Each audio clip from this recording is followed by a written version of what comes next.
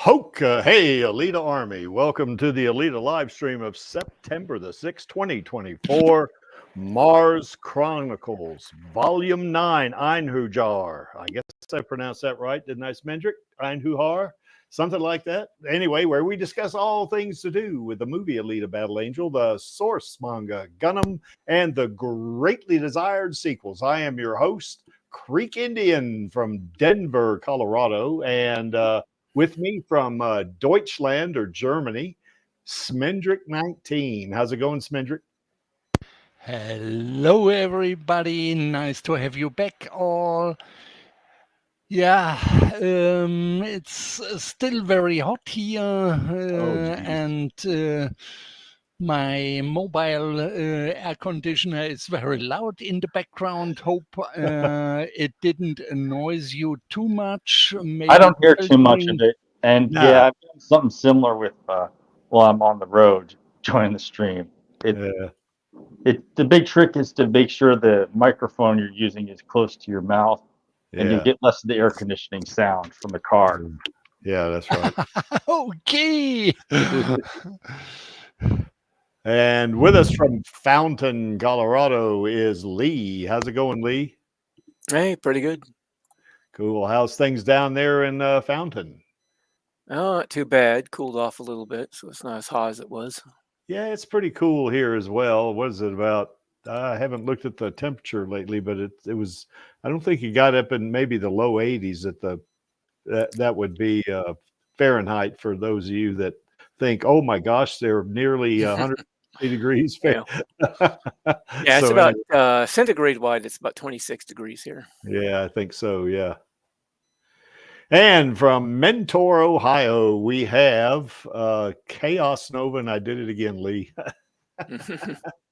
Yeah, it's 65, well, Fahrenheit 65, not Celsius, and raining. Yeah. Yeah, so I guess with the exception of Smendrick, we're all in pretty mild weather conditions, I suppose. Angelus did send me a link. Yeah, I mean, not send me a link. He did send me a DM. I'm sorry. And oh, there's something from Chaos. Let me copy that real quick. I'll put it in the chat. It's something we can talk about later too. Okay. I'm just getting started with that topic. Yeah. Well, I don't know if Angelus is going to make it. He did ask, he asked if we were doing a stream today, but he might have got called in. I'm not sure. But if he does, he'll probably be here late. That would be my guess. So anyway, okay, moving right along. I guess this is something that you guys have been hearing me talk about the last couple of weeks. I am super duper excited about going to see our queen in this play that she's going to be performing as Roxanne, which is really cool, in Cyrano de Bergerac, at the Pasadena Playhouse. This time next week, I guess I will be flying, if not already there, in LA.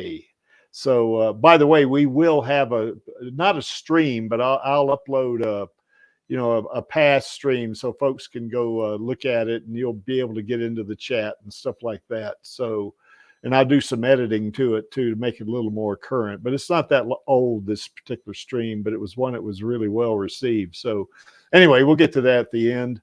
But yeah, Charlie Smith and I are going to this thing, and man, we are really, both of us are excited. Charlie got his Alita Army shirt in the mail, so we're both going to be getting our we both got our Alita Army shirts, and we are going to wear them, and we are going to be sitting down in the front row toward the center, so we're really looking forward to that. Hopefully our queen will see us with these Alita Army shirts, and she doesn't have to recognize us. I mean, just as long as she knows that we're there supporting her, that's all I care about, but anyway, I'm stoked about this. This is going to be the coolest thing on the planet. I think that's going to, next Saturday, I guess, not tomorrow, but next Saturday is going to be a really cool day, in terms of seeing our queen play, in this play. So yeah, I'm super excited about it. Anybody jealous about this and want to go? No, no, no, no, no, no, never, ever. Yeah, I think I sense a little sarcasm there, or being a little facetious, I guess.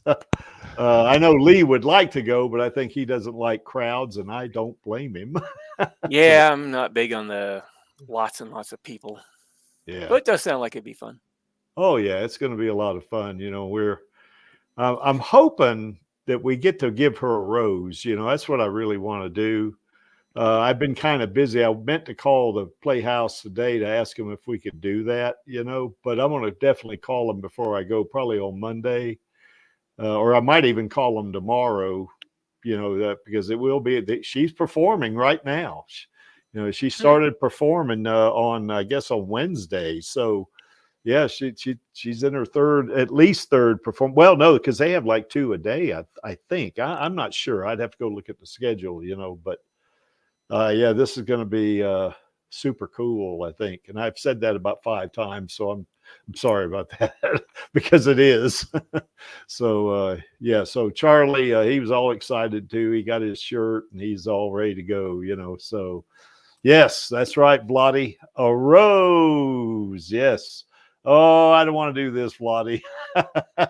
Give her something to beat Bob Iger with. Well, maybe we could give her that. If we could get her that, we could get her, I guess, that this thing right here. If we could get her this, of course, Alita there in that shot right there is holding the Damascus blade. Now, we're not going to make anybody think that we want to give Rosa this so she could attack Bob Iger with that Damascus blade. That's not going to be too cool there. But, we definitely want to give this to Rosa as an award, not as a gift. This is not a gift from us. This is an award. We want to express our admiration, appreciation, and yes, indeed, our affection, for what her, not just her role in Alita, which she was great in that thing, but her other roles, like, the Pasadena Playhouse, the Creek is going to have, if I can, I'm going to try to get some stills. They probably won't let you take video, so we won't be able to do that. But maybe a still or two, and if we're lucky, we might be able to get a shot with Charlie and I with Rosa or something like that. But I'm not holding my breath on that, and it's not a requirement for me. I'm just there to see our queen, But anyway, we want to give this to us. This is like the Academy Award. This is like an Oscar, except for us, this is a lot cooler, because for one thing, it's bigger, it's 1/4 size of Alita,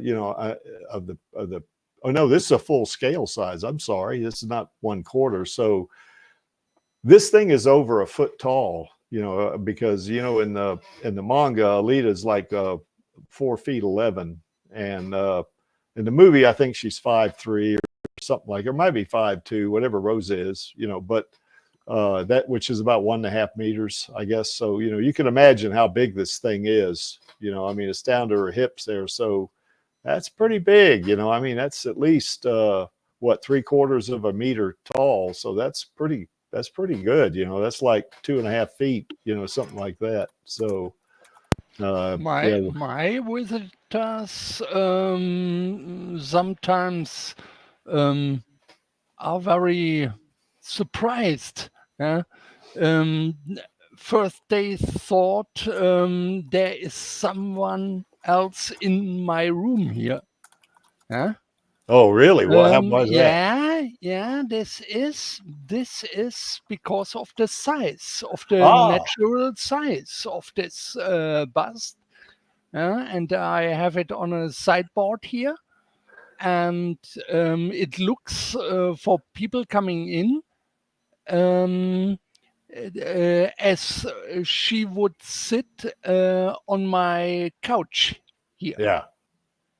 And then, they are very surprised. That Well, you know it's what would just be a really figure. cool if you had this thing and you put it in your car with you and you were driving somewhere. Yeah. People This. couldn't see down, you know, where you couldn't see the bottom part of it right there. Yeah. But just see the top. You can easily hide the rest of the stand. Yeah, get a box or something, you know. Or clothes or whatever. Yeah. A simple dress, as I showed you in my pics, with the Alita Army shirt. Yeah. You can't see that it's only a statue. Yeah. Or you could, you know, get something like a mannequin, you know, and cut the mannequin in half, or some of them are already articulated. You could take them apart. But I don't use the sword because I don't have enough space to bring it in position. I use a simply hairbrush. I gave her a hairbrush, and that's that makes it nice. Huh? Yeah. Do you have this bust, Smendrick? Yeah, sure. Oh, wow, nice. I'm jealous. But not the deluxe or deluxe version with the where you can put the heart out. Oh yeah, okay. Only the normal version. Well, that's all right. That's still pretty cool. Yeah. Of course. Well, anyway, we want to present this to Rosa as an award, you know, for all the good work she did, certainly in Alita, and of course, we in the Alita Army, we love Rosa. You know, we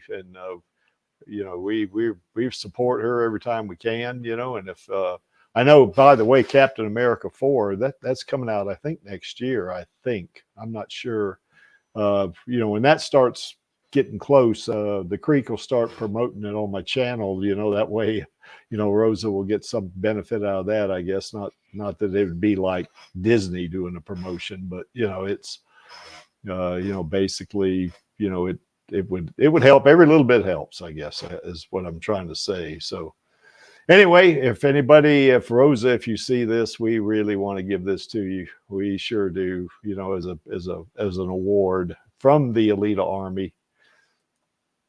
Also, we got the Alita sequel petition going on, and we've added, since I started promoting this thing, we've added 11 signatures, and I think that's been over 3 weeks. But which you would say, well, Creek, that's not a lot. No, it's not, you know, but it still keeps plodding along week after week, you know. So we're getting there, you know. We're going to make it. We're going to get to 180,000, you know, here not too far in the distant future, you know. But we'll get there, you know. And I can imagine that if a greenlit, you know, when the sequel gets announced or greenlit, then basically, you know, this thing's going to skyrocket. It'll probably hit 200,000 within a month. It'd be my guess, you know.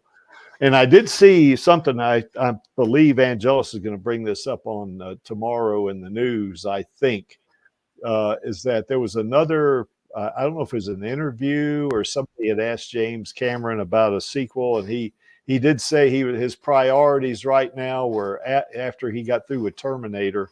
He's got a Terminator 7 going or something like that. That he's going to make his priorities going to be Avatar, which is, of course, we know that's going to be the priority, and getting the Alita sequels green lit. So, you know, and that was just recently. So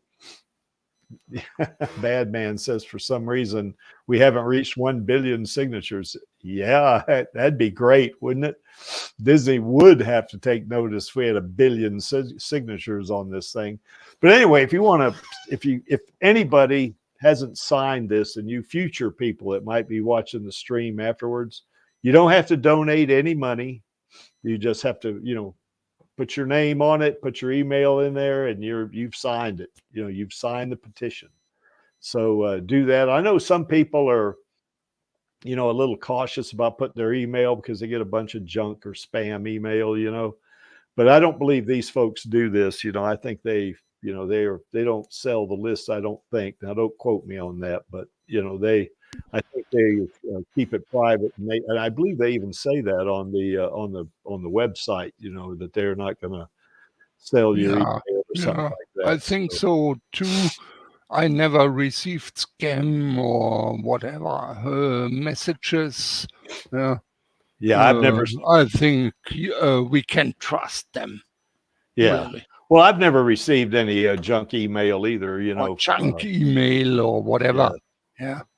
So it's okay.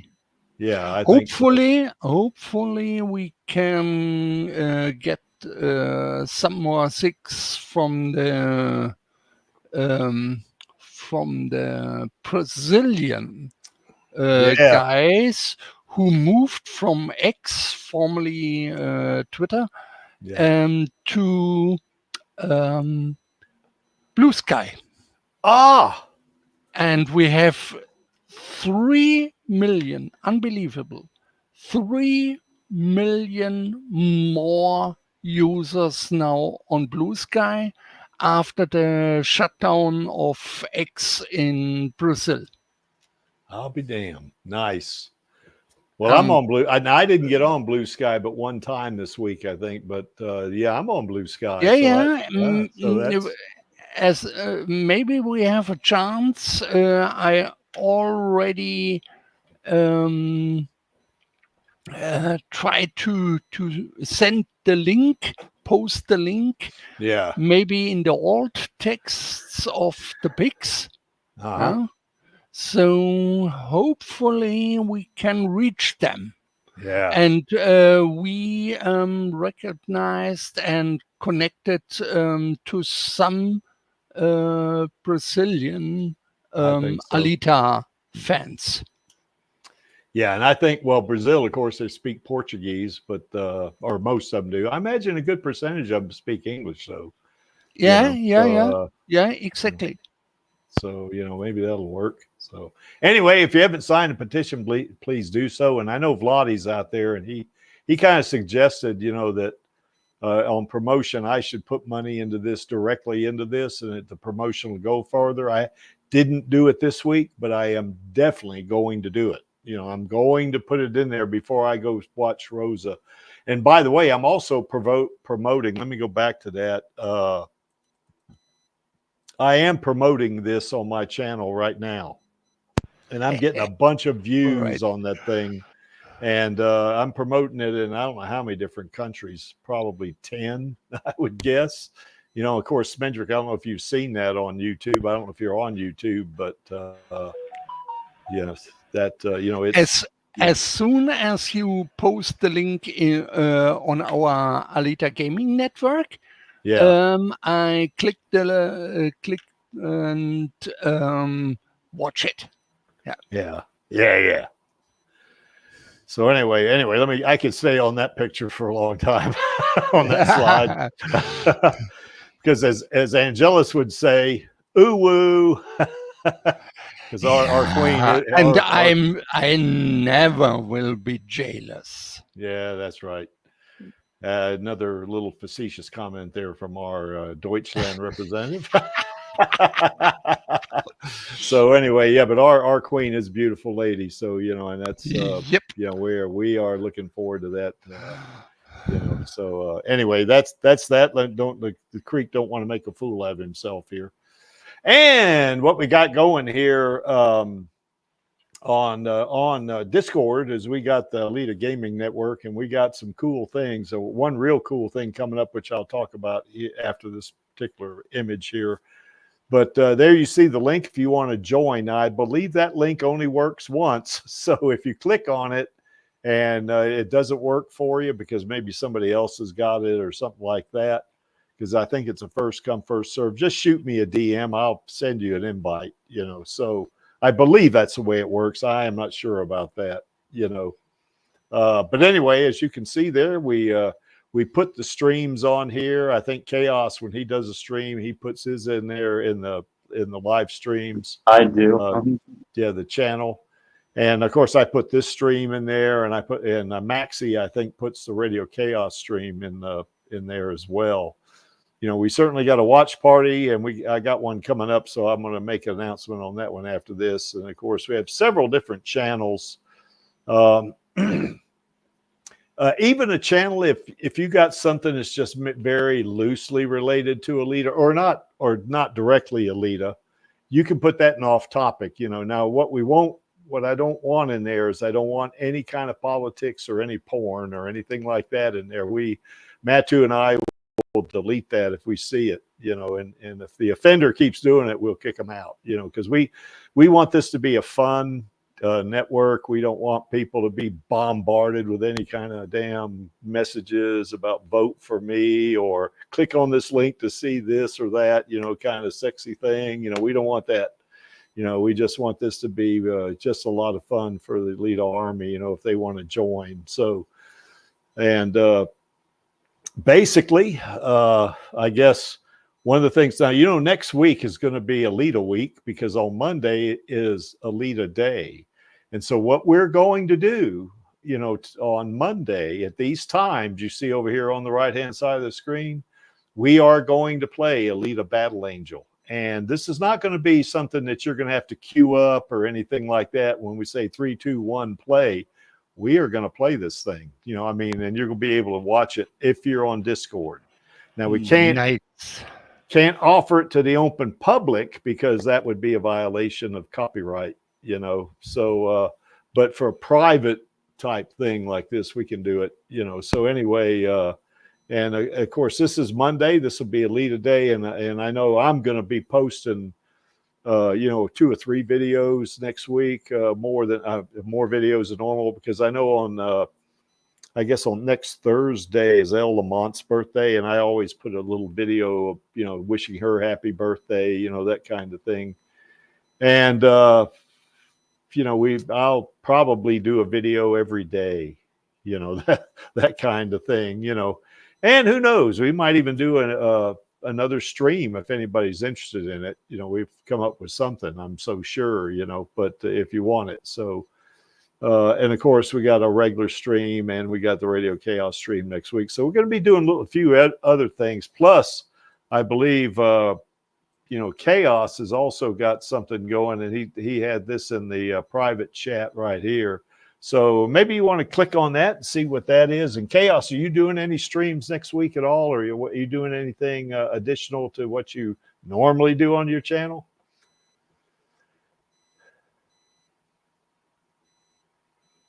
Well, I think Chaos is muted, or he had to step away.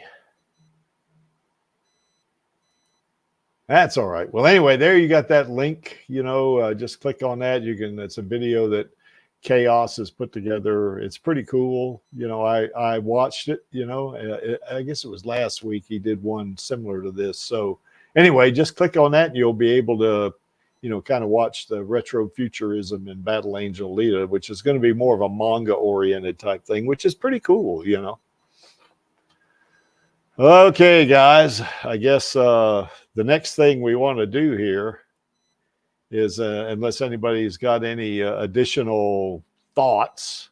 Oh, by the way, just in case, as you guys know, I've been having some trouble with my internet and, you know, with it dropping off and that kind of thing, you know. But if that happens, don't panic and run away or anything like that, because, you know, I got a kind of another instance set up, you know, for a quick switch over to it.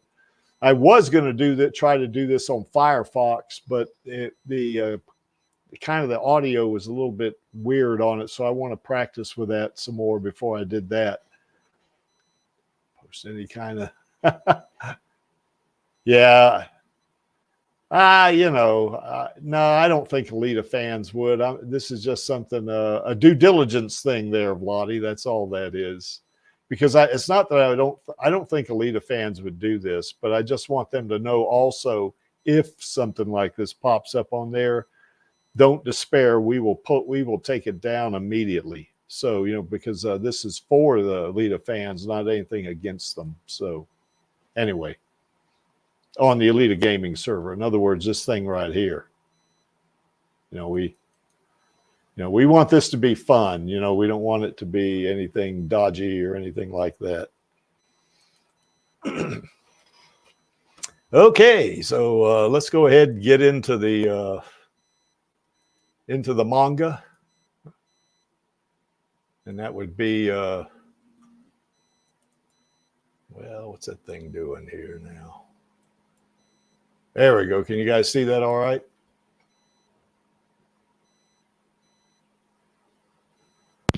Yeah, I Okay. can. Yeah, okay, yeah. Now, once again, I'm in the other tab now, so I can't see anything that's going on. So if anybody sees anything in the private chat, maybe Angelus comes on or something, just you can interrupt me. You're not going to hurt my feelings whatsoever, and I'll switch back over, and then. Okay, so anyway, here we are, Chapter 9, Einherjar. And basically, remember, we left off with Alita and Erica fighting each other. And that was, she had, if you remember from the last time, she had this kind of a monument constructed. They had the names of all the little girls on there that they were way back when both of them were very little girls. They had a bunch of these little friends. They had like 5 or 6 of them. And all of them were killed by that false flag operation that I can't remember the name of the group that did it. Now, this is some time later. You can see Alita here as an adult. This is after the Zot. So she's around early to mid 30s right here. So she's not a little girl anymore. She's a woman, I mean, for sure. And of course, if you remember on that last panel, I guess, that Alita had told Erica that she was a necro soldier, if you remember that. And basically, I guess that surprised Erica. And Erica says, "I'm a necro soldier?" Not knowing, I guess, that, she probably didn't have much of and you guys chime in at any time because, I might get things crossed up here. But from what I remember, that she was dead probably, or at least Alita had killed her 200 years before this.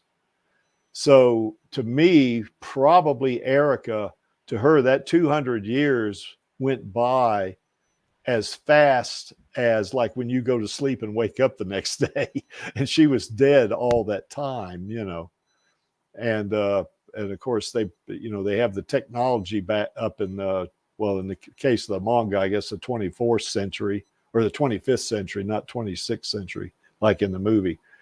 But anyway, Erica, as you can see, she doesn't believe it.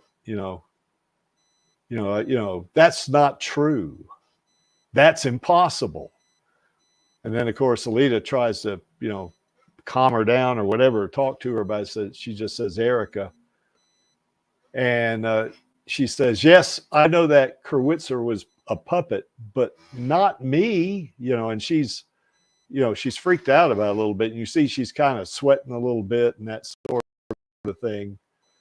So, this catches her off guard big time, because she just thinks, time has gone by. Maybe she didn't perceive any passage of time or anything like that. Kind of like Alita. You remember Alita was in the scrapyard probably for a lot of that time as well, So, to Erica is like, at least, in her instincts, it was like, okay, I'm not aware of this passage of time. Now, here's the problem that I think we did discuss last time, is that when she woke up, as a necro soldier, and as she started interacting with people and maybe, seeing calendars and stuff like that, she had to see the date was 200 years from what she remembered the previous time when she was awake. That right there, probably she may not have believed it, or maybe they hid it from her, because these people that made her a necro soldier probably did. they probably did hide it from her, you know, so she wouldn't. Or another third possibility is that she thinks she's been around for a long time, but just didn't die during that time. That's possible, but since she was dead, there would have to be something that would seem strange to her unless they kept it from her, you know, somehow. You know, that's the only Could thing be a delusion that they inflicted on her to make her just simply not question it. Yeah. She has some level of belief in some other answer to that, or some other reality overlapping that she's simply immersed in. Yeah, that's right. And or it could be also like Chaos said, they just, you know, maybe they just said, hey, you know, you've always been around. It's been 200 years. Now to her, that would probably also seem weird because, okay, that would be like the old time flies when you're having fun thing, you know, that kind of thing. Really, 200 years? It just seemed like yesterday, something like that, you know, I guess. Yeah, if they can create something like a necro soldier, there's all kinds of things they can do to Oh, human yeah, mind. they could screw with your mind and do all kinds of stuff. Yeah, probably. So anyway, Alita chimes in. Someone is pulling the strings, using necro soldiers to stoke our hatred and pit us against each other. That's our real enemy, you know. And then, of course, you know, certainly, I guess it's one of these denial things, I guess, that Erica has. And she just screams, don't act like you know me, you know. And then, of course, it's like, I don't know who attacks who. It looks like Alita's attacking her. And then they get into another fight. You know, remember now, Alita, you know, she took her arm off to get away from, you know, or cut her arm off to get away from Erica. But, you know, she basically looks like she does some kind of extreme axe kick on her and just kind of drives her head into the ground, you know, with that kick, you know.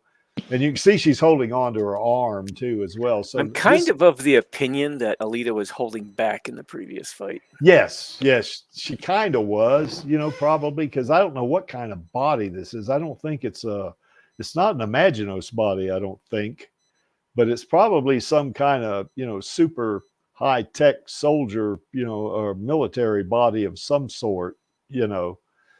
And probably Erica has probably got a similar, if not the same type of body she had when Alita killed her the first time, you know. Whatever the case, they're likely both possessing highly advanced military grade bodies. Probably so, you know. So anyway, you see Alita puts that axe kick on her, kind of like she did with Gruishka, you know. Or at least in the movie, you know, she didn't do that with the Makaku, I guess. And she did beat Makaku. But anyway, you can see they're still in the fight, and it's Kishiro's great at drawing action, isn't he? So anyway, they're kind of wonderful. Yeah, they're kind of going back and forth. One's trying to grab the other or something, and Alita grabs Erica's ankle, you know, and just, you know, whips her around. You can see. So I mean, can you imagine fighting somebody like Alita when she can do this? You know, I can imagine not lasting long at all. Yeah, that's exactly right. Even with one arm, she's you know, kind of, you know, getting the better of Erica here, you know. So anyway, she's still using two arms. Well, she's using her other arm, but she is using that other arm, but she's kind of using it like a tool, you know, to get extra momentum on her, slamming her into the ground. Well, that's the thing with Alita. I think her body is basically her tool of war. Yeah, that's right. Yep. It seems like a remote control of this ripped off arm. Yeah, it looked like she basically still has control of it. Yeah. She's holding the leg of Well, she's Erica. holding her arm that Erica pulled so much force with her leg that Alita's arm came off. Damn. Grabbed it. By the way, Erica, this is probably to Chaos's point. Erica believes that, you know, her age or how long she's been around is due to the Methuselization treatment she got. That sounds close to what I was saying. Yeah. She maybe thought that she was around. It's like, well, I've been around for a while. Yeah. But at what point in there did I actually die? That's another good point, Bad Man. Yeah, I guess Erica wasn't dead for 200 years, was she? She was killed 200 years before this all happened, but yeah, they revived her pretty quickly, I guess. So yeah, I guess so, you know. And I guess Bad Man also says it looks like an Imaginos body. I don't know about that because we don't know what happened with Venus, you know, when she went to. She lost that one. It's a new kind of, not tuned, but it's meant to be under the control. Yeah. Of of Melchizedek, not Methuselah. Yeah. Melchizedek. Sorry. I still think it's a pretty potent body, though. I mean, it may be as potent as the Imaginos body, you know, or at least the Imaginos 1.0 body, I would guess. Yeah, like I said, even if it's not the Imaginos body, it's no doubt a highly advanced military-grade body. Absolutely. So anyway, you see she slams Erica into the ground there, and then, you know, Erica, of course, is remembering when they were kids. You know, I forgot this about Yoko. You know, she's still calling her Yoko, you know. And of course, while Alita's just kind of pounding her. and I don't know, Lee, if she's holding back, she's that's pretty amazing. That's pretty no, I say she was holding back in the previous bout, in the previous round with Erica. I don't think she's holding back that much now. Yeah. So anyway, you know, I guess Erica's remembering, says she was born a cyborg, so she has no built-in fear or panic about losing her limbs. Not only that, you know, she has that feral, which is wildness, I guess, ferocity in her, a side you would never imagine from her usual docile temperament, which is kind of interesting. She's kind of Alita is sort of a, yeah, she's sort of a kind of a, it's not, I don't want to say she's got dual personalities because she doesn't, but it's almost like when she goes into combat mode, she's like a different person, you know, type thing. Her greatest weapon is her natural drive for survival that kicks in when she senses danger. Yeah. Yeah, even with all of her compassion and her retaining her humanity after her reset in the scrapyard. Yeah. I've always still looked at her as a killing machine because she is a cold-blooded killer when she comes down to it. Yeah, she loves her family and her friends, and God help you if you threaten them in any way. Yeah. Because she will take you out. Now you see she grabbed with slamming Erica around like that, you know, that now she's ripped off Erica's foot, you know. So anyway, you know, so now they both lost a limb, you know, sort of thing. And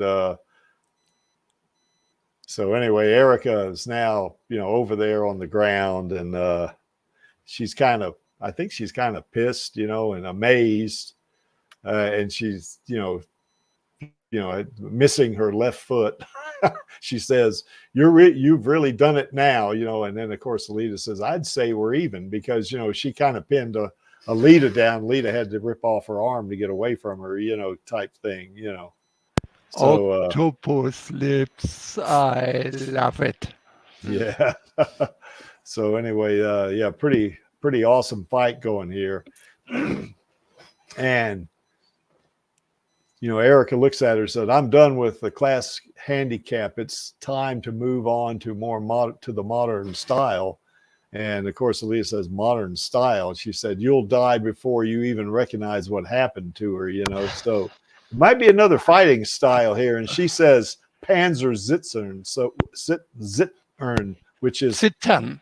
Zittern, which means Panzer tremble or something like that. Panzer, I don't know, tremble. It means shaking. Yeah. A vibration. It's a act of vibration. Yeah. I imagine that's kind of what she did with Zazie, wasn't it? I suppose, you know, when she put that. Some aspect of that, yeah. Yeah, I think so. Yeah. So anyway, just about this, you know, I guess a troop carrier shows up, and, you know, I guess the commanding officer or whoever that is in there, you know, says that's enough, you know, and of course Erica and Alita are, you know, kind of, you know, they're faced off with each other and that sort of thing. And then Alita recognizes one of the individuals. Say, she said, I knew you were alive. She says, Parabellum, you know, and I guess that's kind of a weird name for somebody. And he says, or he thinks, I don't know what's going on. War Professor Bremen. No, I think she's naming off the 3 individuals. Yeah. Okay. And oh, that's right. Yes, she is, because that kind of faked me off here. And Meister Cal Guape. It's the early stage of a frog. Yeah. Okay. So anyway, he is the leader. I think that guy down at the bottom of that master, you know, Cal Guape Gelt. You know, he's probably the leader in that military group. This guy with the weird eyes, he's probably like an analyst, you know, that's helping this military group, you know, of some sort. Analyst or tactician, probably. Something like that, yeah. So anyway, Alita kind of, you know, she remembers these guys, you know. And then, of course, this Cal Guape Gelt, he says, it's been many years, Yoko, my pupil, you know. So, yeah, we get a little bit of a flavor here that basically, you know, this guy was probably one of Yoko's teachers of Panzerkunst, you know, sort of thing, I would guess. You know, or at the very least, one of her former commanding officers, you know, when she was in the Martian military. You know, and of course, in the movie, that'd be the military, but here it's a little different in the manga, I guess. And of course, Erica looks up and she says, Captain Gelt, why are you here? And he says, because you won't listen to anyone's orders but his, Erica. You know, besides, Yoko owes us a bit more work. You know, so anyway, I don't know what's going on here, but there's sort of you know, I guess a mission that Alita was doing for them or something like that, or maybe something that they're guiding her into doing that she's unbeknownst, you know, she doesn't know what it is, but they're kind of trying to get her, you know, manipulated in such a way where she will do something for them. And then, of course, this Captain Gelt says, there is no time, we are withdrawing, Erica. So they're going back. And then, of course, it looks like they teleport, or not, wouldn't be a teleportation, but it'd be more of a just kind of a levitation, I guess, type of transport. And Erica looks down at Alita and says, you'll live to see another day, Yoko, you know, and of course Alita screams, wait, you know, that kind of thing. And then basically after that, you know, I guess this Captain Gelt or Master Gelt, whatever he said, Yoko, you should have been one of us. That I'm going to mispronounce this again. Smendrick, you have to help me out here. Einherjar. It's not a German word. Okay, so it's more. That's right. It's more of a Scandinavian or a type maybe, word, maybe, yeah. I think it's something to do with maybe some kind of Viking offshoot or you know, like the Valkyries were, or something like that, I guess. But it's maybe from the mythology of the Vikings. Yeah. Yeah, that's right. And they named this group after that, so that's probably what that is. You were fated to perish at the hands of Carolus Angus in the Zot 3 years ago. So if the Zot was 3 years ago, gosh, Alita's probably more older than 35 here. She's probably like 36, 37 years old, you know. So she's... Well, if she was 35 during the Zot, she'd be close to 40 now. Yeah. I always thought she was like 33, you know, that's what I thought, or 32. But yeah, she's approaching 40. So, you know, of course, with cyborgs, it's a little different. Well, also considering this Alita's whole makeup, being 40 isn't going to be anything at all. Yeah, I mean, certainly these folks here with all this technology, you know, for biology and stuff, they can live hundreds of years. So 40 to her is nothing.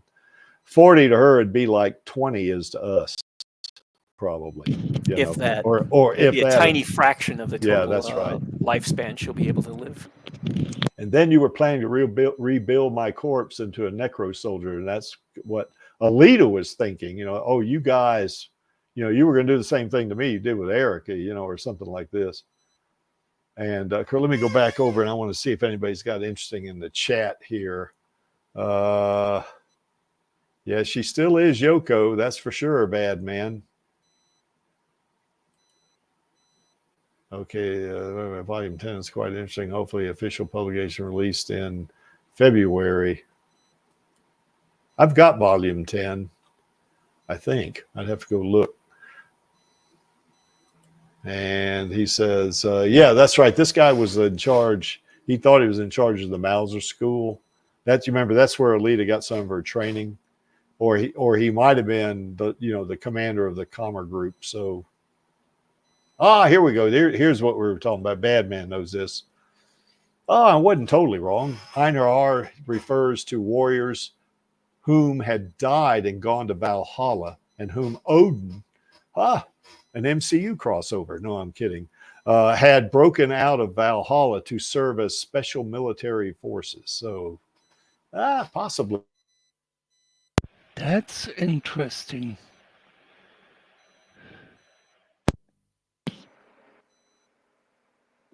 Yeah, I think we just lost Creek. Oh. Dope. You guys hear me? I hear you now. You're a little static, but I can hear you. Yeah, I think I cut out. Just a bit.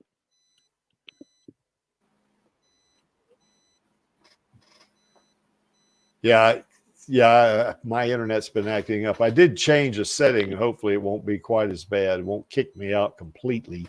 So anyway, let me go back. And of course, you were playing. What's the side note? I can't read the side note at when I get down there. When I get down there, I'll read it. So anyway, Alita was saying you're planning to make me a necro soldier, and of course, you know, but whatever whim of fate, Karula chose not to kill you. Instead, she gave you the Fata Morgana, and we're going to get to that in a little bit, which eventually led to you becoming the Last Order. And Alita thinks, you know, to herself, they know all of that. What are you plotting then? And of course, you know, Captain Gelt says, it seems that we are now mortal enemies. And now basically what that means, let me see if I can expand this a little bit. No, it won't let me do it. It won't let me go any further than that where you can read it, but I'll read it to you. Fata Morgana, the control key of Earth's quantum supercomputer, Melchizedek. So in other words, she has access to Melchizedek. And the Last Order, of course, a code name for the agent working for the secret alliance of Melchizedek, add quantum and Jupiter's quantum computer, Jupiton. So you remember last week we were talking about how Alita was connected to two computers. You remember for the how she would do, you know, against some of the enemies of the Justice League, how the Space Angels would do. So, you know, she was in some ways connected to both computers, at least for a while, you know, I think Melchizedek was destroyed though, but I'm not sure about that. So, or at least I think that's what we talked about, you know, last week, I guess. Let me go back over here and see if I can get a. Yeah, that's right. So anyway, look, it sounds like that that the Fata Morgana is actually like a security key of some sort. It's one of two. The other one, there's Fata Morgana named for Lady Morgana, and there's also Excalibur. Yeah.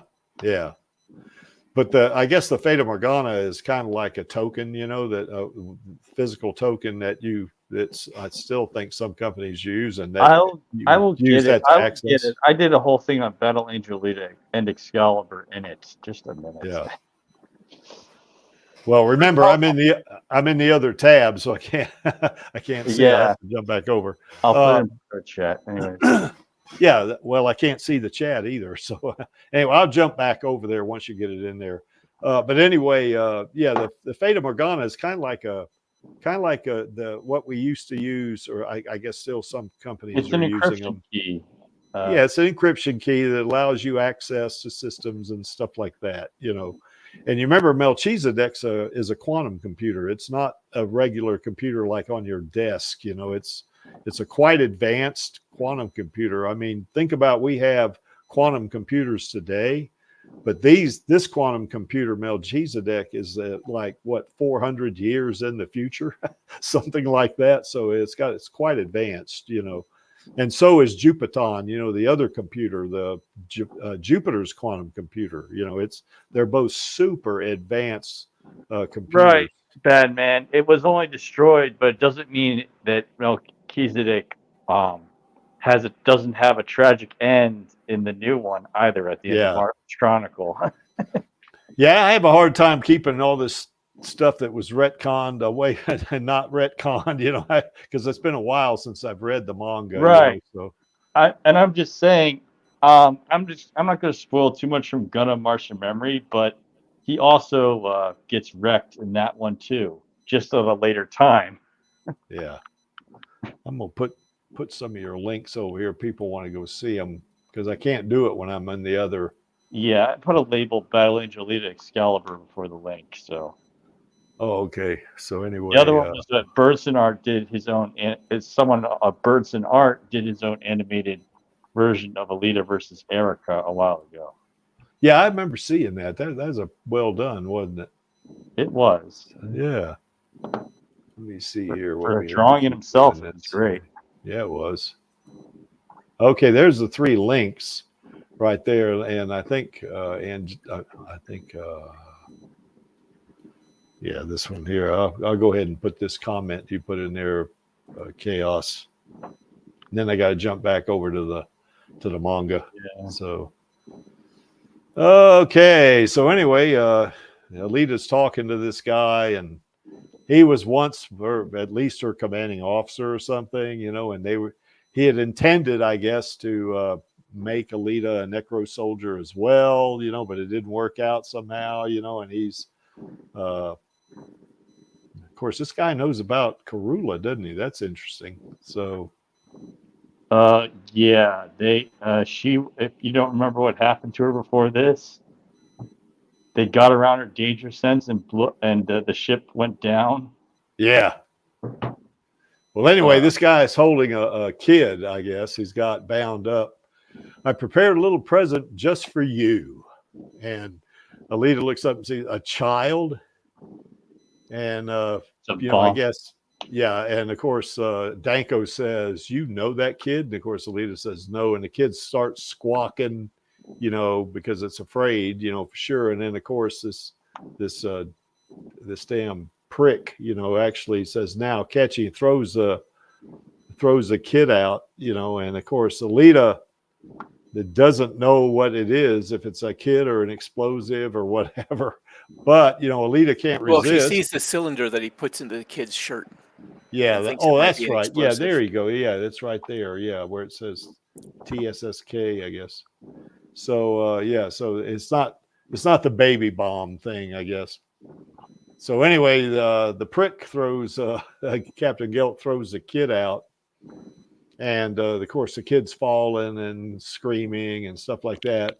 And knowing you'll be unable to let the kid fall to its death. And, of course, Alita, you know, sees a kid falling down. And, of course, she jumps up, you know, to catch the kid.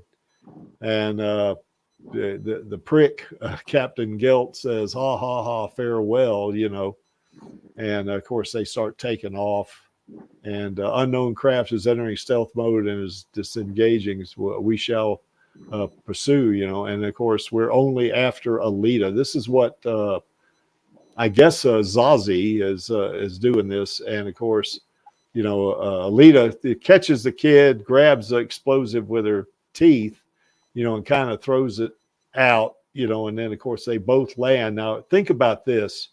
Remember, I've always said that Alita, she's not a superhero, but she definitely has superhero abilities. Imagine jumping up like that from a kid being thrown out of a vehicle, basically what would be like a helicopter or a troop carrier.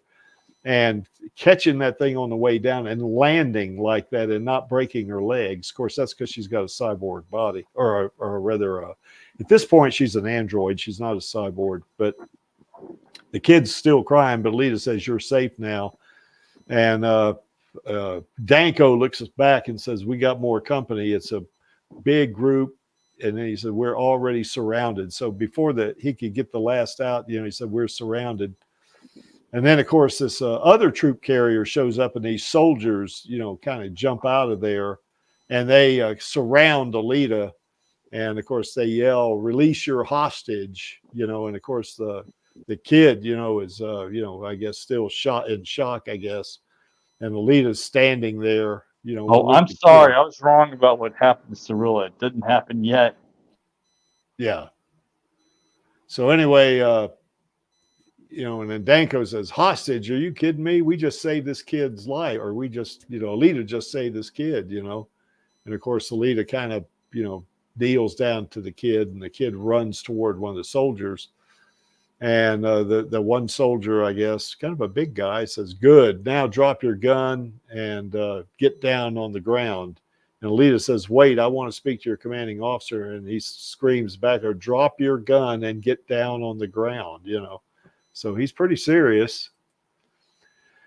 And Danko says, "Why should we listen to them? Let's blast them all to bits," And of course, Alita says, "Stop it, Danko."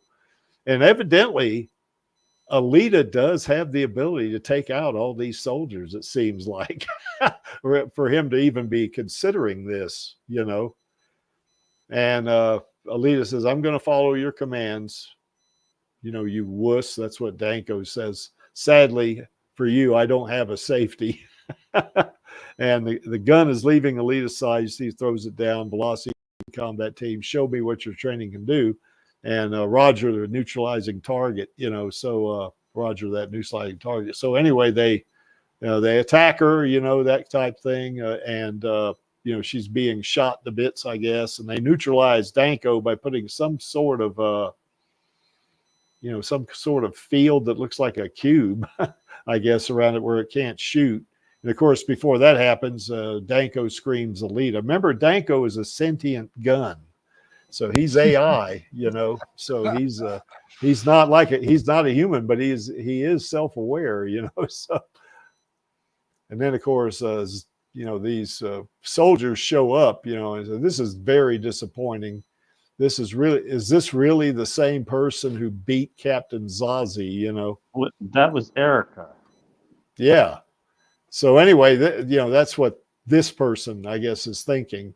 And I think this is probably Zazie right here, I believe, is who that is. No, Zazie's walking up.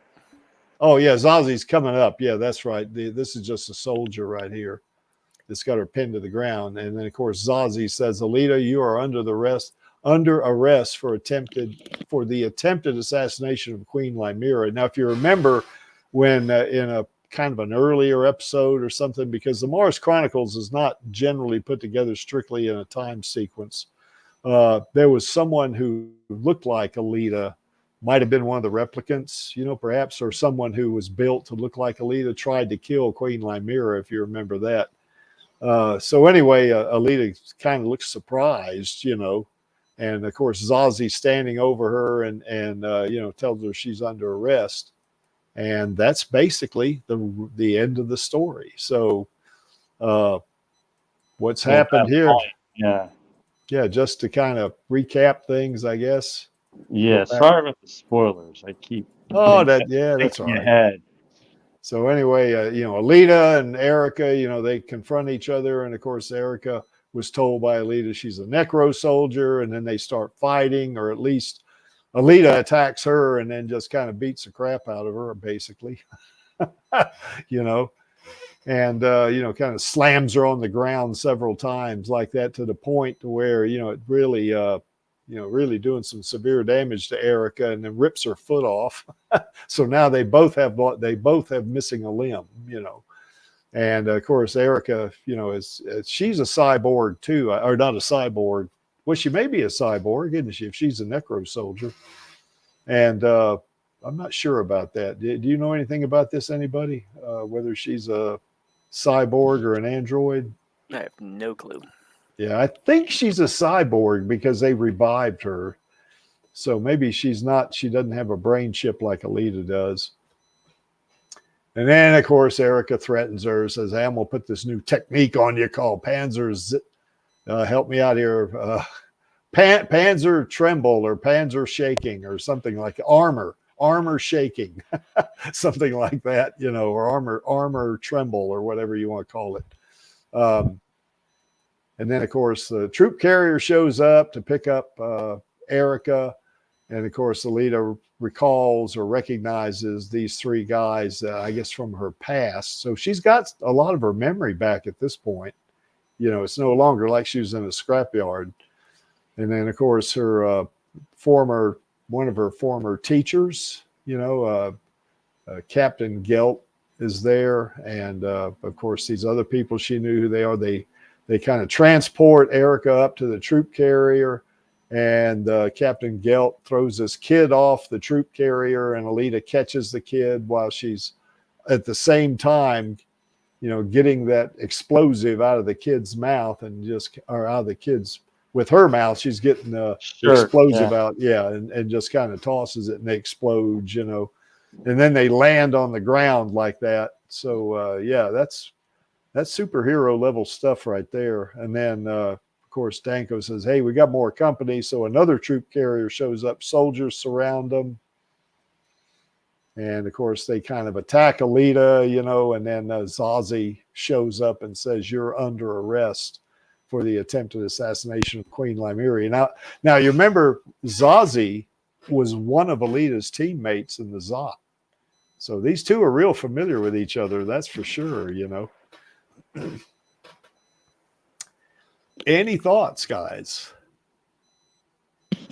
I'm curious to find out who set Alita up. Yeah. Probably, you know. I suspect Destiny Nova did it. Or, I mean, Supernova did it. Could be, or it could be that military group that was just there, you know, kind of.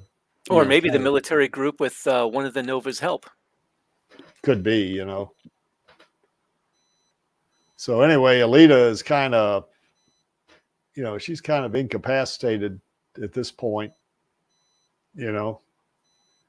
Now Zazie is a cyborg, if you remember, so she's not without some ability herself. In a lot of ways, she's kind of like Hawkeye, isn't she? I mean, she's like a great shot, you know, a marksman type situation or sharpshooter, you know, like in the military. So she's, you know, she's pretty good. Really good with those guns.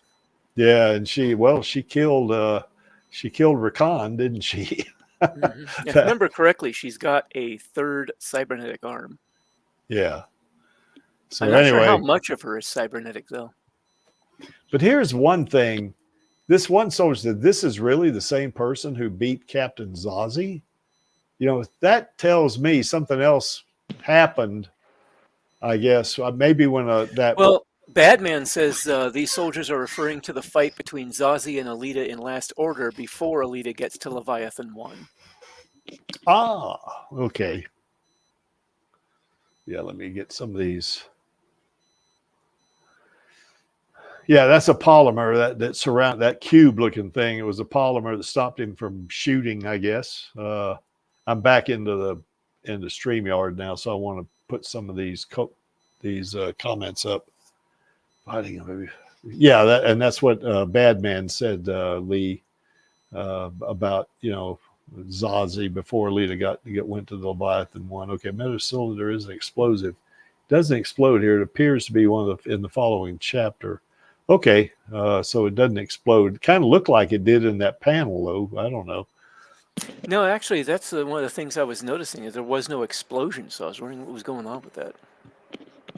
Yeah, Einherjar is working for Dasein, who predates Nova by a significant margin. Okay, that's got to be some predation. Maybe. Because, yeah.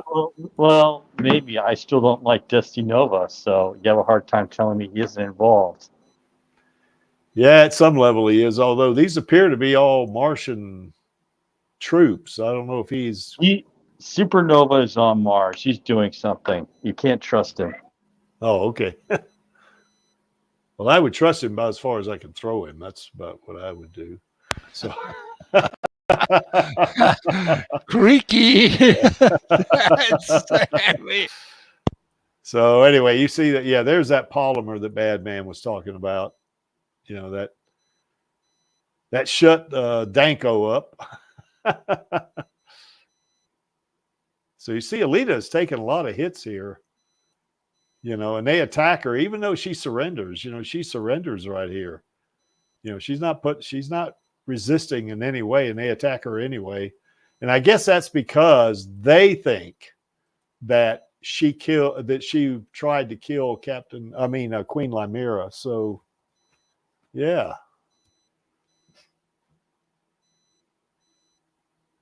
And of course, Alita's all shot to shit here. She's pretty much, you know, incapacitated. So and you know, this is funny when she says Zazie. This is another thing, I guess, what happened when that Alita replicant tried to kill Queen Limera. She acts surprised, doesn't she? She sees Zazie. Well, she doesn't seem to know that the attempt happened. Yeah.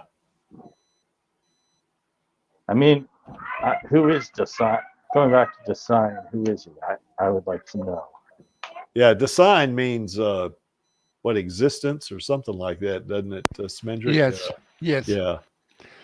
The intonation is of Dasein. Yeah, Dasein. So I did Dasein. yes. Yeah. Yeah. So anyway, but there you have it. You know, now Alita's in custody, you know, so we're and we're not going to spoil the next chapter. So, you know, we'll see what happens there the next manga reading. So, okay, guys, any thoughts? Yeah, not really. Be looking So, forward to I what love happens the next. panels. No Yeah, need to see. Yeah, that armor shaking or armor trembling or whatever that Did thing I show is. you guys the giant Mega Nova thing? About what now? Mega Nova from Gun of Martian Memory. Yeah, I'm not sure about that one. The giant monster Nova. I don't know. Oh, is that in? That's not in the manga though, is it? Not yet. You never know. Okay. Yeah, that's right. He might put that in there. But anyway, yeah. Okay, Badman says Dasein might have been involved in Operation Malwarf. So we don't know who Design is yet. Yeah, not yet. Yeah. Interesting. Okay, so anyway, that's pretty much it. Unless you guys want to kind of recap some of this, any questions about any of this? I mean, this is interesting here. Alita took a lot of hits and it didn't kill her. You know, I mean, that tells me she's pretty tough, you know. Well, apparently they were expecting her to be more, put up more of a fight. Yeah. Well, according to, not this guy, but where is this? What Danko says. Get rid of their own people? What?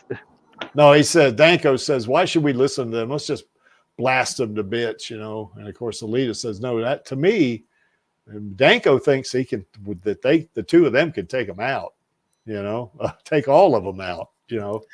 Well, Danko may be an AI-driven gun. That doesn't mean he has a lot of common sense. Well, that's true. Because she is surrounded by trained soldiers. So, but once again, if this is anything like an Imaginos body, she might be able to take them out. You know, who knows? Well, considering she hasn't actually managed to reattach her arm yet, which in an Imaginos body would have been a trivial matter. Yeah, I don't think it's a Imaginos type. Yeah, I don't think so either. I think it's more, might be somewhat like a Berserker body, perhaps. But even Danko thinks that they could take them, you know. Now, it's like you say, Lee, maybe he's just being a dumbass. So, Well, he wouldn't be the first dimwit that hung around Alita. Yeah, that's right. She has had to put up with a few of those. Yep. Boy, even without an arm, she still got uwu, doesn't she? Too bad Angelus is not here. So anyway, that's that, I guess. Not much more to say about that, I don't think. Yeah, I don't think so either. What is this? A bad man's also saying Alpha might have been designed to eliminate the Panzerkunst. Yeah. Okay. Destroy their own people? Why? Yeah, I don't know. I guess we'll find out in the next couple of chapters, I guess, or volumes or whatever. Yep. Okay, guys. I guess this is going to be a short stream tonight. Or if Angelus was here, it'd be this morning, wouldn't it? Any other topics that you guys want to talk about?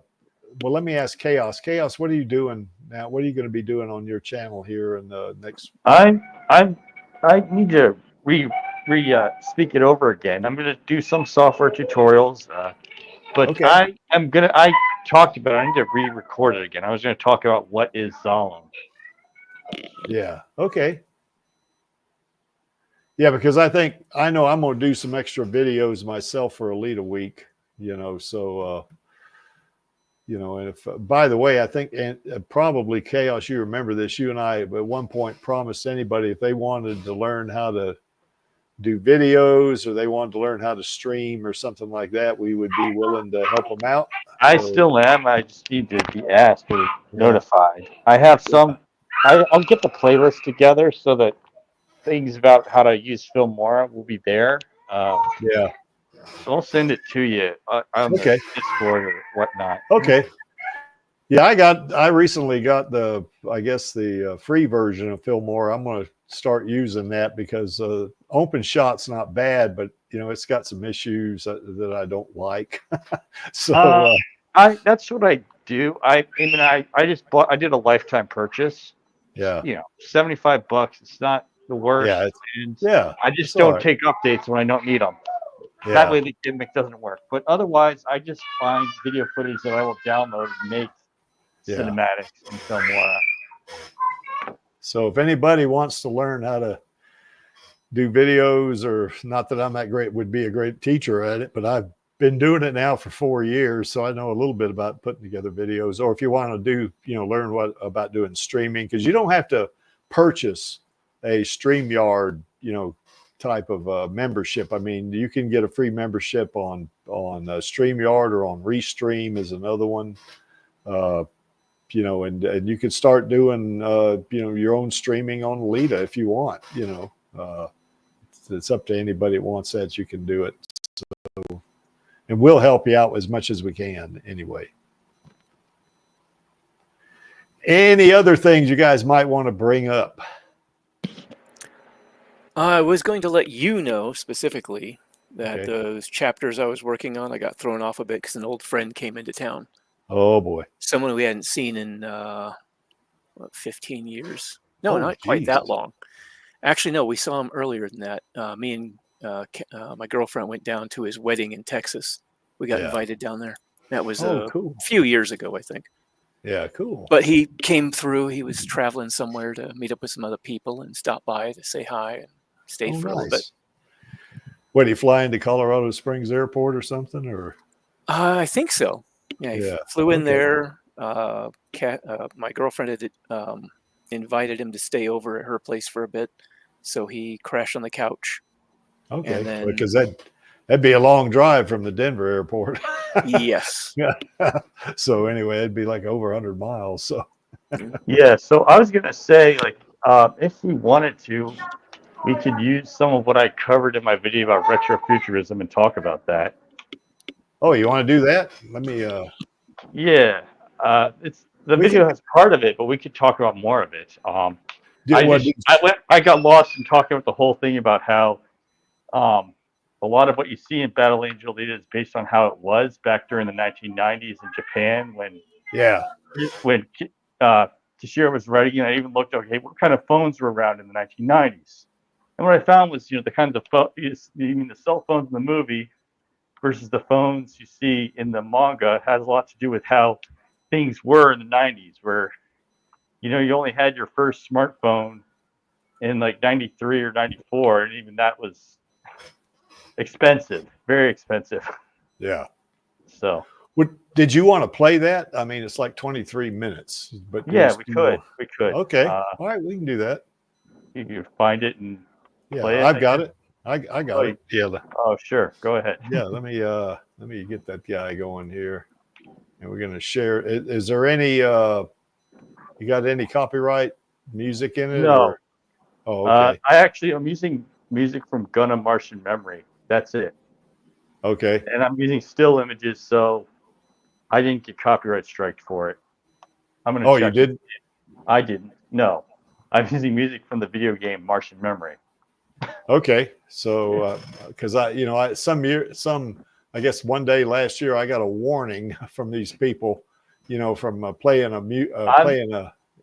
I won't call that on people. I mean, I like it when they share my videos because that way more people watch them. Yeah, yeah. But what I'm saying is YouTube gave me a copyright. They gave me a warning, about playing copyright, even though the music I was playing was okay in a video I'd done. But what happens when you stream is that the IP owner doesn't have a chance to say whether they, will let you use it or not, So, okay. Well, yeah, I'm not calling any copyright on people for doing this. I mean, they've asked me about it and said, no, I want people to share my videos so people come and watch it.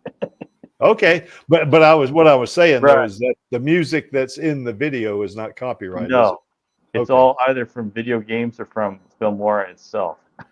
Okay, so let me share that. And I've checked it again. So far, that is not copyrighted. It has no copyright on it on my side.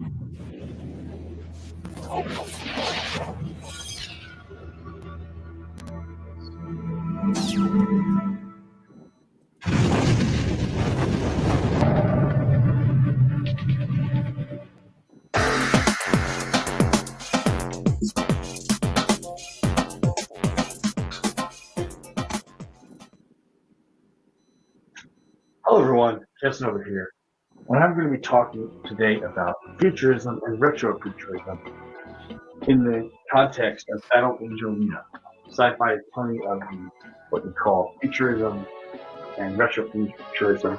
It's philosophical and art forms, and so I'm going to present it to you today by first talking about examples and definitions of what futurism and retrofuturism are.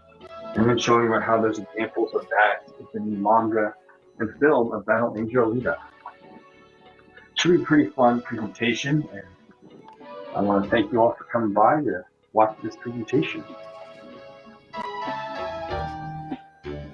Of course, they didn't come by here, did they? I introduced you to futurism and retrofuturism, I'm going to talk about how these themes are exemplified in other media before I talk about how you get examples of them in Battle Angel Alita. Now, there will be an upcoming live stream from the Alita Army where I'm going to be a host to it, and I will talk about the subject a little bit more with other members, and I will recommend and get a link to that live stream when it's available in the description. But for the meantime, a lot of this sci-fi in many cases has both futurism and retrofuturism in the same work. But I'm going to go over examples that are primarily retrofuturistic and examples that are primarily futuristic. Sky Captain in the World of Tomorrow starts Jude Law, Angelina Jolie, Gwyneth Paltrow. That is an example of a primarily retrofuturistic science fiction movie. People are using propeller airplanes and airships, and you have aliens that look like the Iron Giant. It's based on older eras than when the film was made in the early 21st century. And but however, when you think about it and the technology in there, it is somewhat futuristic, but it is an example of what is primarily retrofuturism. Another case of retrofuturism would be Star Wars. Yeah, I mean, okay, here's the thing. It does say that the setting is a long time ago in a galaxy far, far away. Fine. But the technology overall is futuristic. The ability to travel across the galaxy like you're driving across the United States of America in a car from east to west. That's pretty futuristic. People are having live stream chats or video chats in Star Wars, even though it's light years away. I mean, Darth Vader is talking to this evil emperor over light years, assuming he's somewhere else on, say, Coruscant or something. I don't know. We don't know where he is, where the emperor is in that film, but obviously they're light years apart and they're talking to each other live on a video call. So I didn't miss much. That is futuristic. And not to mention the AI of droids was pretty futuristic for the time it was made, but it is an example of retrofuturism when you look at the aesthetic of how the various elements in Star Wars are. People talk like it's retro. People talk like they're in the 1930s or 1940s. A lot of things look like you're in a Western. A lot of elements look like you're in a Western, such as over on Tatooine or other desert planets. A lot of things look, they have a lot of retro aesthetic to them throughout the series. I mean, you have, essentially Jedi or samurai in space, okay? Yes, these lightsabers, but they're warriors with a feudalistic code of honor. So that's what the Jedi are. So, yes, Star Wars is primarily retrofuturism. Another case is in video games or PC games. It's Fallout. Fallout is a series where the future, as portrayed in 2077, really resembles the 1950s. Although the technology for the time in which they're making these Fallout games is futuristic, because in this 21st century, before the nuclear bombs were dropped or when the nuclear holocaust went through, you had people having nuclear fusion power. And, controlled nuclear fusion is really old, but this is controlled nuclear fusion where you gain energy, and they were using it for generating power. So that part is futuristic, but the look, is they use a very retro look, such as, having guns that look like they're from Flash Gordon as atomic ray guns, or you have robots that resemble what you see in Lost in Space, the old television series, or Forbidden Planet. All of that adds up to the Fallout games being retrofuturistic. And this retrofuturism in the Fallout games has a point. It's a way of saying this retro look is what's in the past. And that what's in the past is what essentially died after nuclear weapons. And sure, some people dress retro in the Fallout games, but I see it as, some people admire retro themes. Even in today's world, you can have retro-themed restaurants, retro-themed theme parks, and so on, where people have a retro theme of the past in mind when they are advertising to there being fans out there who like it. So another case of retrofuturism is Warhammer 40,000 or Warhammer 40K. Now in Warhammer 40K, obviously you have this extra futuristic technology where you can go faster than light by going through an alternate dimension to get from point A to point B faster than the speed of light. There's the warp, all right? But they have this retro aesthetic to Warhammer 40,000 where you have buildings and spaceships shaped like Gothic cathedrals traveling through space. Battleships shaped like Gothic cathedrals. Essentially, a medieval religious society runs things, and the emperor is essentially a god in Warhammer 40K. And that's just humans. It gets more complicated when you get into the other species and other factions in Warhammer 40,000. But it's obviously 40,000 means 40,000 AD. And like I said, it's set in the far future, but they have this medieval world existing in the far future, hence making it a type of retrofuturism. Now, there are also examples of what is primarily futuristic. Say, for instance, the original Mad Max film. It's not designed after an older era from the late 1970s when they made this film. The film was actually set in the 1980s, but it is just futurism. It's this idea of what would happen if the 1970s oil crises didn't stop, and society, falls apart bit by bit. In the original Mad Max film, it's actually the 1980s, after a few years of severe oil rationing, and you see gang wars with the police in Australia, and so on. And the implied story there is that even Max and his family moved away from the metro areas of Australia because they were trying to avoid crime and riots. So the civil unrest in this story is a hypothetical story about what would happen if the shortages of oil in the 1970s just didn't stop. But as we know, in the real world, they did stop. And I'll go into more when I talk about the Fallout games, because this whole scenario portrayed in Mad Max was the backstory of Fallout as well. Worldwide oil shortages. So another case of futurism would be Blade Runner. A lot of the aesthetic is simply based on the 1980s or 2010s. In the case of the Blade Runner sequel, Blade Runner 2049, in which they made the films. Now, obviously, in 2049, you have more holograms and more electronic devices around in this future, because it's a product at the time in which the movie 2049 was made, or it's a product at the time in which 1982, early 1980s, in which the first Blade Runner was made. So that is an example right there of Blade Runner of futurism.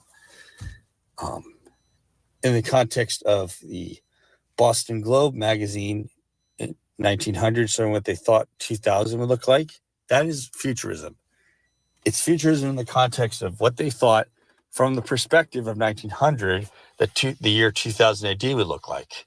Obviously, there were technologies they didn't see being incorporated into the picture over the 100 years. But so that projection they made was based on the time in which they were making these illustrations in 1899 and 1900 for the Boston Globe magazine. So as I've given examples of retrofuturism and futurism, we're going to start taking a look at how these themes play in to Battle Angel Alita in the manga, in the film, and a little bit in the video game known as Martian Memory.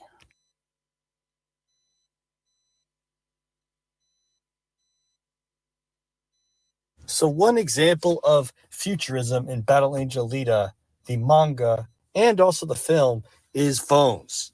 Okay, so Chaos, what do you mean by phones? So let's first get to futurism again. Futurism is when you're projecting the future using the present as a reference. As you notice in the manga, it's people using corded phones on a regular basis, and not very many cell phones you see in the manga. Why is that? Well, it's because Yukito Kishiro, the author, was writing this manga at a time when there weren't that many smartphones or cell phones around. And we're talking about the 1990s when they were starting to do, the folding, those tiny folding brick phones. Yes, those ones.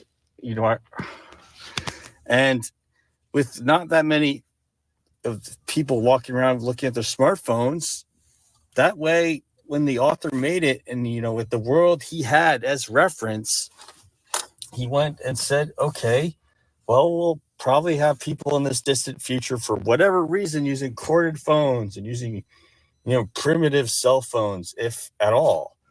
And even in Last Order, where you see Koyomi's talking on a corded phone, he tried to make it be that it was only a few years after the beginning of Battle Angel Alita, or rather, this is closer to 2 years after the events of Battle Angel Alita and Fallen Angel and Ascension.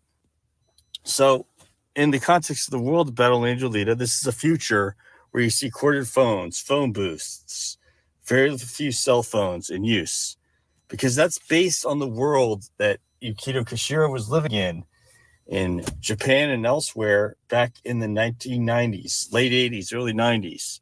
And that world that he lived in became a reference for the world he was going to create in Battle Angel Alita. And so it becomes a little bit different when you get into the film Alita Battle Angel, where people actually do have smartphones, and there's a scene in the film where Ito's talking on his smartphone to get a hold of Alita during the beginning of the Motorball tournament. And by the way, just to let you know, Motorball is going to be a big thing in another part of this whole episode on futures and retrofuturism. So remember that. Remember Motorball.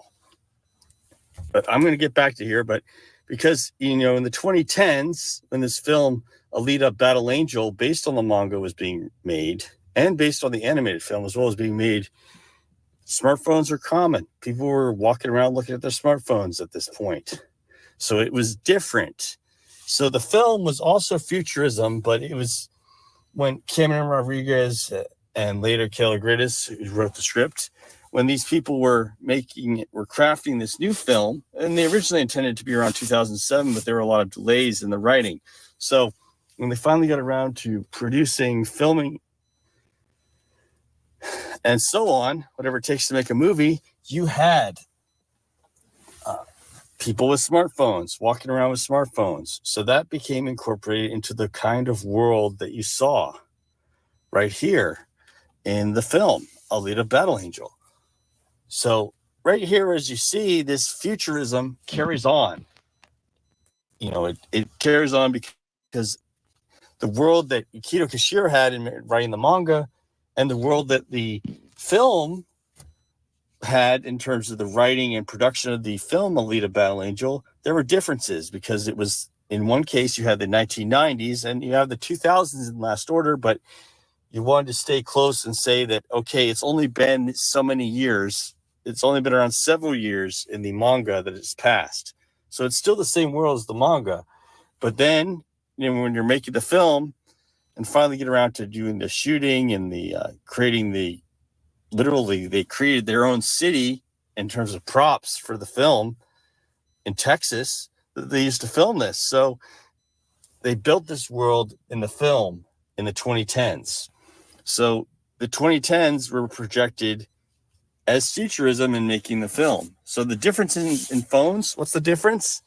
The differences in phones is that both the manga author and the makers of the Alita Battle Angel live action film based how you see phones in their worlds based on the time that they were making the manga in the 1990s versus the adaptation in the 2010s.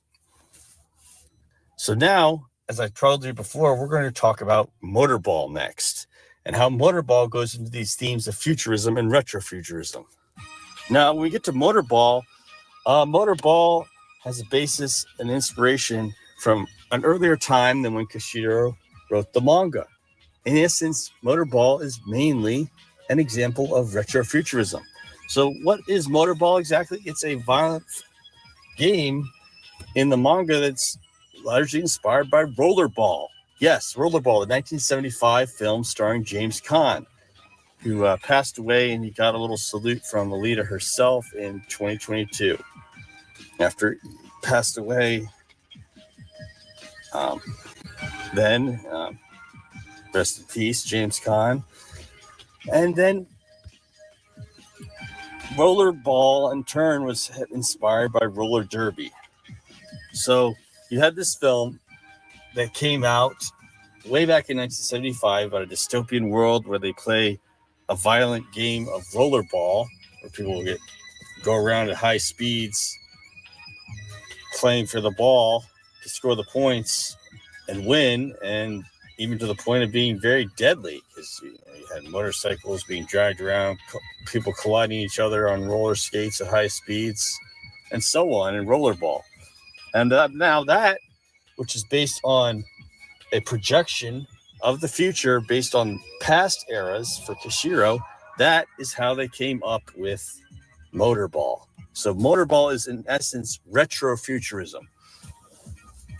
It's a projection of it's how people would have thought the future would have looked like from before Kishiro was writing Battle Angel Alita. And even more interesting is, and if you don't think it's based on Rollerball, they quote Rollerball in the live action film Alita Battle Angel. Vector tells Kanubo before he finishes him off with a blowtorch to the face, no one is greater than the game. That's directly quoting Rollerball. But in that essence, you know, in both the film and the manga, Rollerball or Motorball, because I keep saying Rollerball, and it's an understandable mistake to mix it up with the inspiration versus what you got in the manga and film. Motorball is an example of retrofuturism for both cases, both the original work in the manga and the adaptation on film. Motorball is a case of retrofuturism. Now, the interesting thing I'm going to admit with Motorball is you're using essentially motor vehicle bodies that use electricity or gas-powered propulsion to move the cyborgs around when they play Motorball. But otherwise, it's very much inspired from past eras. And in spite of it being futuristic technology, it obviously takes the look and aesthetic from Rollerball and it makes it into a game in the manga. Another case I'm going to talk to you next will be the case of the Colosseum, which only really appears in the manga and only really appears in the video game known as Gundam Martian Memory, but it is somewhat interesting nonetheless. So we're going to go into our next little case of futurism and retrofuturism with the Colosseum. The Colosseum is a case of retrofuturism in Battle Angel Alita as it goes back to ancient Rome. And as a way to distract the masses with entertainment, having was essentially these slaves fight each other to the death. And in that sense, having the slaves and criminals fight each other to the death, they're using the distraction of the people whom society despises the most. Their demise and keeping people entertained and happy and distracted from what's going on. While the bigger, more powerful forces argue it out in Roman politics. In the same sense, that kind of Roman politics applies in Battle Angel Alita when it comes to Jafari's resolve above, distracting the people down below with both Motorball and the Colosseum. Although Motorball is present in more of the actual material. Motorball appears in every kind of Battle Angel Alita media, even the video game and live action film. Whereas it's mostly just mentioned in the manga and just mentioned some slight TV scenes in the animated movie from 1993 entitled Battle Angel. And so this, I will go on to the conclusion. There are more examples I can find out there, but this is most of what I can show you for today in this episode.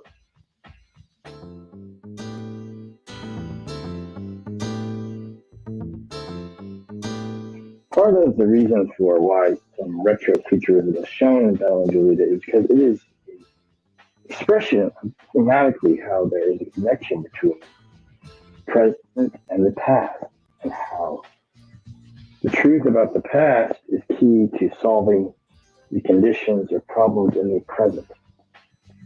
So, one example of this past and present relationship is how, for a while, Alita seemed to be, or Galley seems to be the only Künstler in the Battle Angel Alita series, although we found out that that's not exactly true. There's others out there.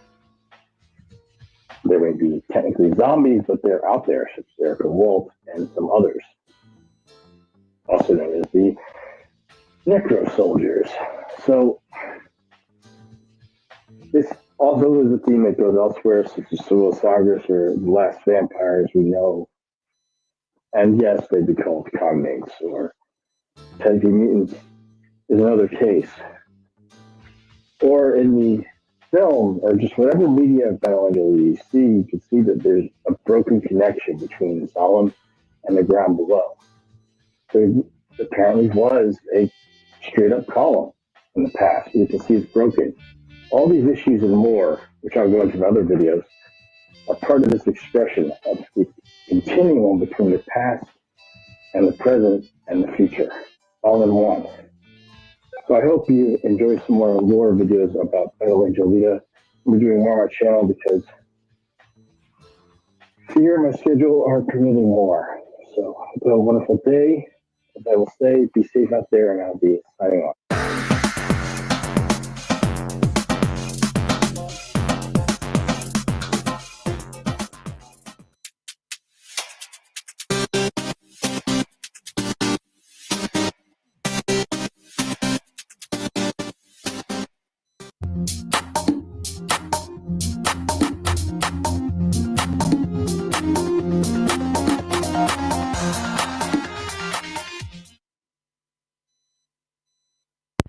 Great stuff. Well, thank you. Yeah, I had quite a bit there, and some of my titles were a little bit blocked, but Yeah. you can watch the whole thing.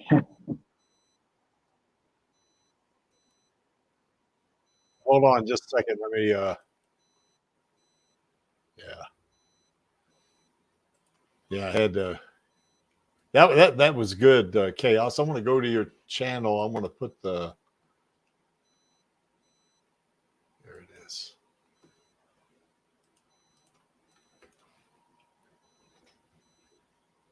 Okay, if anybody is interested in going to Chaos's channel.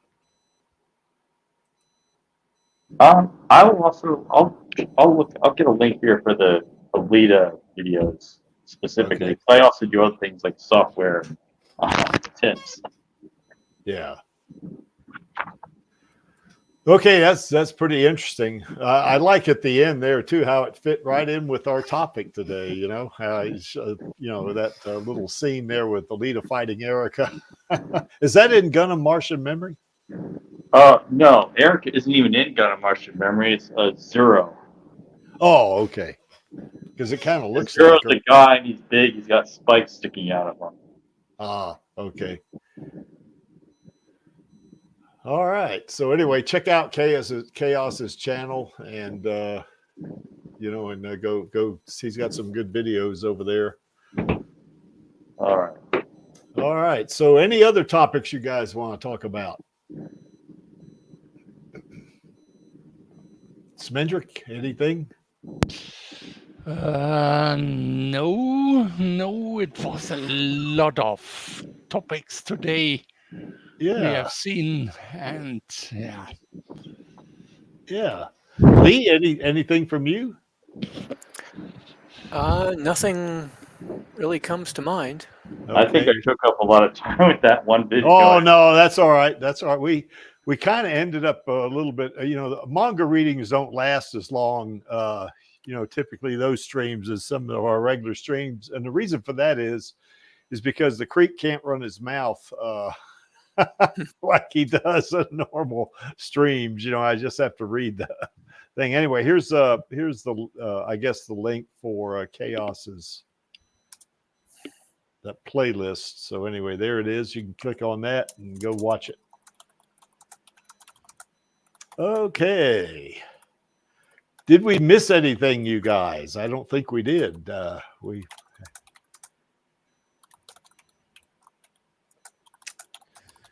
Okay. Anyway, here's our queen, and I got the same picture from last week because I really like it.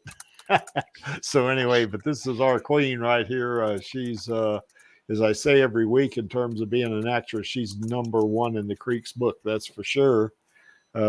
Certainly, we all love her to death because she is Alita, and Rosa is Alita, and Alita is Rosa. And I want to give a shout out to El Lamont and Jesse Fisher. They certainly brought Screwhead to life, and basically they, we want Screwhead back in the sequel as well. Teaming up with Alita to take on Joshigan, that type thing. And all three of these ladies are really good at what they do.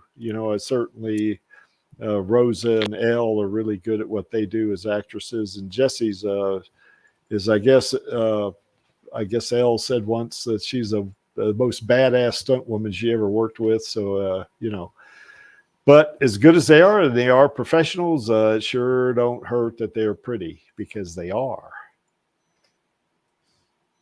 And tomorrow we're going to have another manga reading on Radio Chaos, and it's going to be Gundam. Looks like Maxie misspelled Gundam. But anyway, Gundam Angel of Chaos, Bard of the Badlands, Mission 2 Reunion. And usually at these, Maxie is the host. I think Angelus did do one stream where he did the manga reading, but that's because Maxie wasn't able to do it, I think. So it'll probably be Maxie. And in terms of next week on this stream, we won't have a stream next week, but what I am going to do is upload a stream that I got a lot of positive feedback on. And that was that stream where we talked about what would have happened had the won the had they won the Battle of Zalem, what would that have been like? So I'm going to upload that again. I'll make a few editing changes, kind of make it a little more current, but basically that's what we'll do. Now, here's another thing. When I get back from LA, which I'm only going to be in LA 2 days or 3 days. Well, I fly out next Friday and fly back on this following Sunday. But if I can, I'll have a report, about the play. Hopefully I get some pictures, or at least maybe I can buy, maybe I guess a portrait of Rosa or something like that, or they may sell something at the Playhouse that I can get, about the play, and maybe get some pictures of Rosa or something like that, And if we can, I'm not sure we'll be able to do this, but if either Charlie or I can, give Rosa the rose that we want to give her with the little card on it that says, "The Alita Army loves Rosa." That's what we want to give her, If I can get a video of that, that would be after the performance, of course, but we don't know if they'll be able to do that. So don't expect it, I'd say, but if I can get that, I will, otherwise we'll have at least a report on it, about how it went and stuff like that.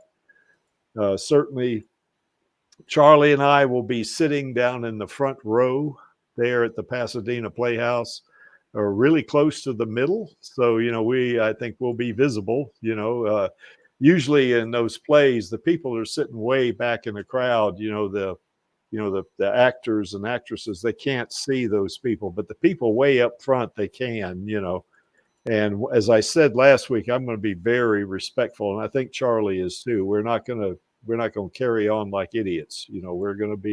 We're there to watch the play and support Rosa, and that's what we want to do, But if we can get something, maybe a selfie or something, we'll get that, and then if not, well, that's okay too. Okay, well, any last words, guys? Mendrick, any last words? Yeah, send her some greetings from the Alita army. I definitely will. That's if I can. All we need. Yeah. If I can, I'll definitely do that. If not, that's okay. And Lee, any last words? Not really. I'll let you know I'm finishing up 24, and hopefully I'll have that posted by either tonight or tomorrow. So. Oh, okay, cool. Yeah. Well, better late than never. Mm-hmm. Now he shows up. Yeah. Okay, since Angela showed up, we gotta definitely show this again, don't we? So he gets to see the uwu. How's it going, Angelus? Yes. Better now. All right. Yeah. We had an interesting live stream. Yeah, we like I said earlier, Charlie and I are stoked about this one, boy. We want to see our queen perform, man. It's gonna be really great. I am so looking forward to it, but we are going to be gentlemen. We are going to be very respectful and supportive of our queen, as they would say. Okay. Any last words that you might have, Angelus, even though you're late? Just one. What's that? Uwu. Yeah, I know. We said that was uwu when we were on. I was telling the panel here and the folks in the chat, that if you were here, we would that to be the word we'd heard. We would hear, and that's what we heard. So anyway, and I also told them if it was up to me, I'd stay on this slide for a lot longer, but it's okay, All right, then. So anyway, why is that image there? Well, that image is there because I like it, and I am the producer and stream manager. So there you have it. And to paraphrase Gruwishka, I'm only here for our girl. and the Alita Army. And of course, the Alita Army, we are all only here for our girl and the Alita Army, just like we all are. We're all doing our part. We want that sequel, Disney. Damn it, give it to us. So that only leads us to one thing to do, and that would be the call to action. And that would be on my count of 3. 1, 2, 3. Film those sequels, baby. Oh, we're getting better and better at that, aren't we? So, so anyway, all right. So we will see you tomorrow on Radio Chaos, and we will see you in 2 weeks on the Alita live stream. Although we will have a past live stream reloaded and up play, so or replay rather. So anyway, we will catch you all later. Bye. Take care, guys. Thanks. Bye. What's up, Alita Army? This is Hot Toys Alita, and I hope you enjoyed this week's Alita live stream. Please join my Uncle Creek, Angelus, and our other guests for next week's show.